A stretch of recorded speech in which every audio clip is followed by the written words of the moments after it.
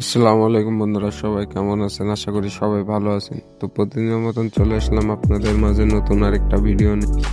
তো আপনারা যেগুলো দেখতে পাচ্ছেন সেগুলো হচ্ছে সরিষার খোল। তো আমরা সরিষা ভাঙিয়ে তেল আলাদা করছি এবং খোলগুলো রেখে দিছি আমাদের গাছের গোড়াতে দেওয়ার জন্য।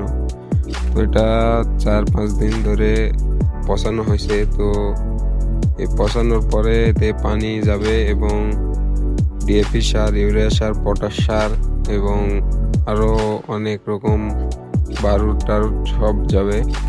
তো এই পদ্ধতিতে গাছে এই খোলের পানি দিলে গাছের খুবই শক্তি পায়। তো এগুলো হচ্ছে এখানে ডিএফ সব মিশানো আছে, সার জাতীয় সব। আপনারা এই পদ্ধতি অবলম্বন করবেন, আশা করি ফলন ভালো পাবে। আজকে এই পর্যন্তই। আসসালামু আলাইকুম।